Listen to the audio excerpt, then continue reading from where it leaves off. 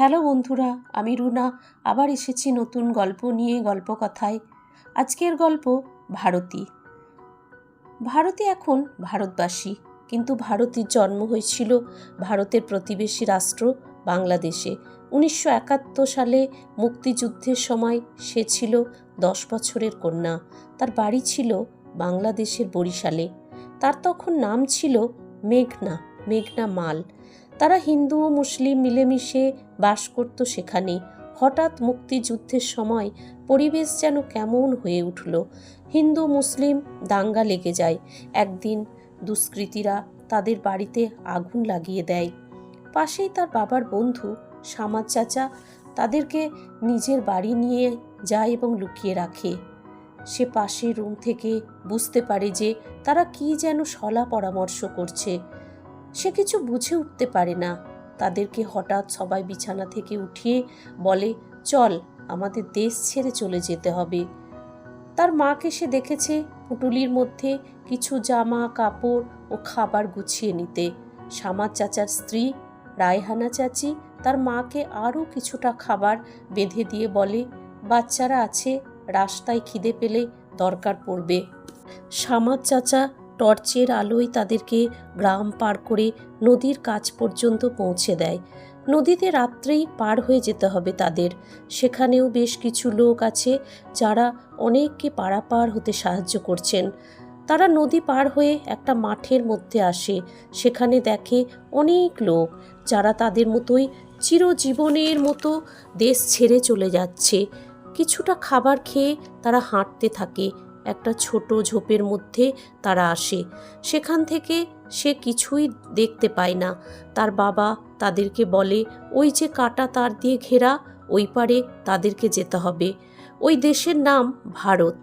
যখন পুলিশ বাবুরা খেতে যাবে বা সামান্য দূরে টহল দিতে যাবে, তারা তখন ওই কাটা তার পার হয়ে ওই দিকে চলে যাবে এবং ওই পারে কিছুটা দূরে তারা সবাই দাঁড়াবে এবং আবার এক জায়গায় হয়ে যাবে সবাই। তাদের সঙ্গে আরও অনেকজন ছিল, তারাও ওই পারে যাবে বলে এসেছে। সকলে তৈরি থাকে এবং সারা দিন ঝোপের মধ্যে লুকিয়ে থাকে তারা। সন্ধে গাঢ় হলে তারা ওই কাঁটা তার পার হওয়ার সুযোগটা পায় এবং কাজেও লাগায় তারা। একে একে 10-12 জন পার হয়ে চলে আসে কাঁটা তার পার হয়ে।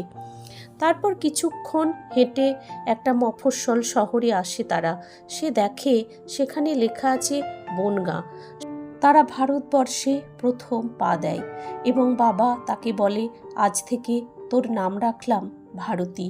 সেই থেকে তার নাম হয় ভারতী। ভারতী বাবার এক আত্মীয় থাকেন কলকাতায়, সেখানেই তারা চলে আসেন। তারপর সেখান থেকে শিয়ালদহ স্টেশনে, সেখানেই তার বাবা মোহনলাল ট্রেনে হকারি করেন। ভারতীকে স্কুলে ভর্তি করা হয়। 3 ভাই বোনের মধ্যে ভারতী ছিল বড়। সে প্রত্যেক দিন স্কুলে যায়। তারপর খেয়ে না খেয়ে আধপেটা খেয়ে দিন চলছিল তাদের। হঠাৎ বাবা মারা যান। তার মা তাদেরকে খুব কষ্ট করেই মানুষ করতে থাকেন। সেখানে স্টেশনের কাছে ফল বিক্রি করেন তার মা। তার কাকাও থাকেন সেখানে। তার কাকার কাছ থেকে ফল এনে তার মা বিক্রি করেন শিয়ালদহ স্টেশনে। মাঝে মাঝে ভারতীকেও দোকানে বসতে হয়। ভারতী 4র্থ শ্রেণী পাশ করলে তার আর পড়া হয় না। সে বাড়ির কাজকর্ম সব করে আর তার মা ফল বিক্রি করে। এইভাবেই তাদের সংসার চলে। 15 বছর বয়সে কাকা একদিন এক সম্বন্ধ আনে তার জন্য। কাকার শ্বশুর বাড়ির আত্মীয়। ছেলে কারখানায় কাজ করে। বাবা মা নেই। এক চিলতে ঘর তাদের মতোই। বিয়ে হয়ে যায় ভারতীর। বছর 2 পর ছেলে অজিতের জন্ম হয়। অজিত একটু বড় হলে তারা স্থানীয় স্কুলে তাকে ভর্তি করে। পড়াশোনায় একদম মন নেই ছেলেটার। ভারতী দেখে সে অনেক খারাপ ছেলেদের সঙ্গে মিশছে। তাই 8ম শ্রেণীতে উঠলে তার পড়া ছাড়িয়ে তার বাবার কারখানায় তাকে কাজে ঢুকিয়ে দেয়। 18 বছর বয়স হলে ভারতী ও তার স্বামী অশোক তার ছেলে অজিতের বিয়ে দিয়ে দেয়। বৌমা গীতা তাদের পাড়ারই মেয়ে, বেশ সংসারী। হঠাৎ অশোক মারা যায়। সংসারে একজনের আয় কমে যাওয়ায় অজিতের উপর চাপ চলে আসে এমনিতেই। গীতা খুব খিটখিটে হয়ে যায়।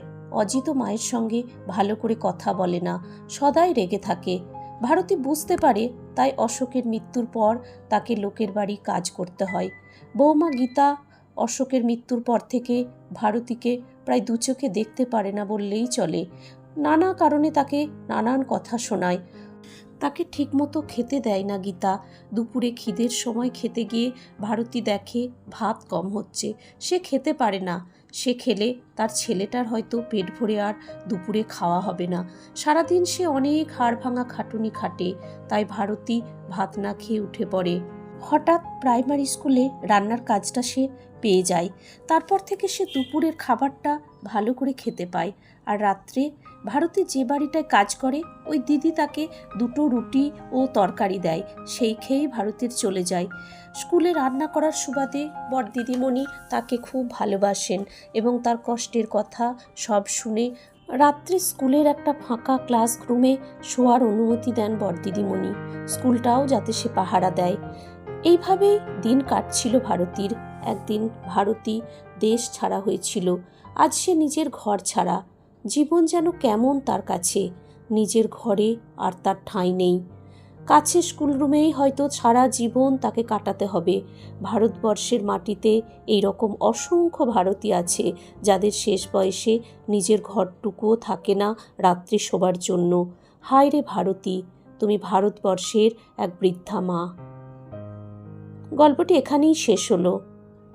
ধন্যবাদ সঙ্গে থাকার জন্য। রুনা। আবার আসবো পরের গল্প নিয়ে।